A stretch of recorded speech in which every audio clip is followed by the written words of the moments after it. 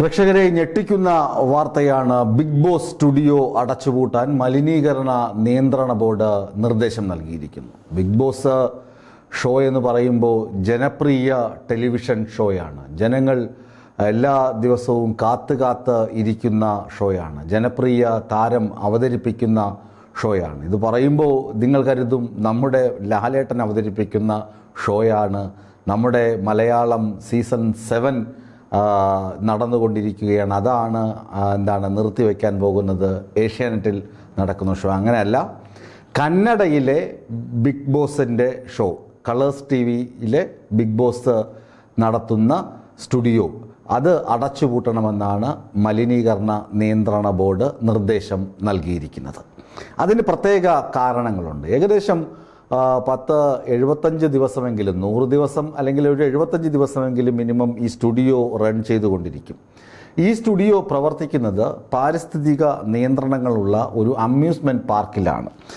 ബിദഡിയ എന്ന് പറയുന്ന ഒരു പ്രദേശത്തുള്ള ബംഗളൂരുവിലുള്ള അമ്യൂസ്മെൻറ്റ് പാർക്കിലാണ് ഈ സ്റ്റുഡിയോ കന്നഡയിലെ കളേഴ്സ് TVയിൽ വരുന്ന റിയാലിറ്റി ഷോ ബിഗ് ബോസിൻ്റെ ആ ഷോയുടെ സ്റ്റുഡിയോ സെറ്റ് ചെയ്തിരിക്കുന്നത്. ഇത് വളരെ പാരിസ്ഥിതിക പ്രാധാന്യമുള്ള പ്രദേശമാണ്. ഈ സ്റ്റുഡിയോയിലുള്ള മാലിന്യം നമുക്കറിയാം. ഈ മത്സരാർത്ഥികൾ താമസിക്കുന്നത് അവിടെയാണ്. ഈ മനുഷ്യ സഹജമായ മാലിന്യങ്ങൾ, അതുപോലെ തന്നെ ഫുഡ് വേസ്റ്റ്, ഈ മാലിന്യങ്ങളൊക്കെ ഇവർ സ്റ്റുഡിയോയുടെ പുറകിൽ കൊണ്ട് തള്ളും. ഇത് അവിടെ ഈ അമ്യൂസ്മെൻറ്റ് പാർക്കിൽ ധാരാളം സഞ്ചാരികൾ എത്താറുണ്ട്. അവരുടെ അവരുടെ വിനോദത്തിന് ഇത് തടസ്സമാകുന്നുണ്ട്.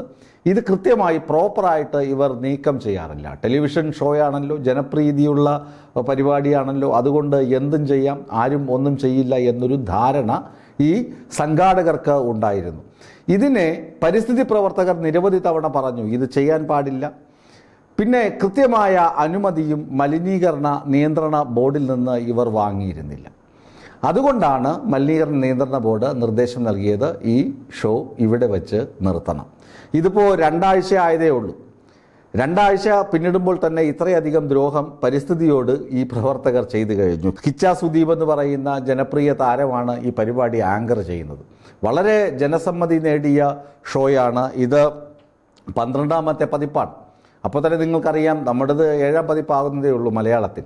12ാം പതിപ്പ് എന്ന് പറഞ്ഞാൽ നമ്മൾ തുടങ്ങുന്നതിന്, മലയാളത്തിൽ തുടങ്ങുന്നതിന് എത്രയോ മുമ്പ് തന്നെ കന്നഡയിലൊക്കെ ഈ ബിഗ് ബോസ് വളരെയധികം ശ്രദ്ധ നേടിയ ഷോയാണ്. അതിനുശേഷമാണ് മലയാളത്തിലൊക്കെ തുടങ്ങുന്നത്. ഇങ്ങനൊരു പരിപാടി മലയാളത്തിൽ വിജയിക്കുമോ എന്നൊക്കെ ആശങ്കയൊക്കെ ഉണ്ടായിരുന്നു. അതിനുശേഷം ഫസ്റ്റ് ഷോ വന്നപ്പോൾ തന്നെ ജനങ്ങൾ അത് ഏറ്റെടുത്തു. സാബുമോനൊക്കെയാണ് ആദ്യത്തെ പരിപാടിയിൽ പങ്കെടുത്തതൊക്കെ. അത് നമുക്കറിയാം.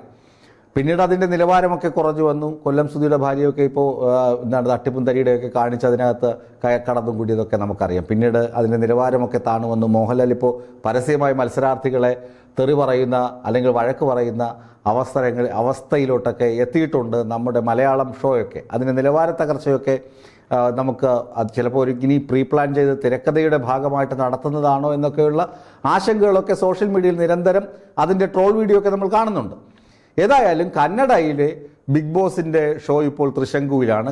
ഒരു പക്ഷേ എങ്കിൽ ഇത് വലിയ തുകയൊക്കെ മുടക്കി നടത്തുന്ന പരിപാടി ആയതുകൊണ്ട് ഈ മാലിന്യ പ്രശ്നമൊക്കെ പരിഹരിച്ച് സ്റ്റുഡിയോ തുറക്കും എന്നാണ് ജനങ്ങൾ പ്രതീക്ഷിക്കുന്നത്. ഒരു പക്ഷേ എങ്കിൽ അത് തുറന്നേക്കും. ഏതായാലും ഇപ്പോൾ ഒരു അനിശ്ചിതത്വമുണ്ട്. ബിഗ് ബോസിൻ്റെ സ്റ്റുഡിയോ പൂട്ടിയിരിക്കുകയാണ്.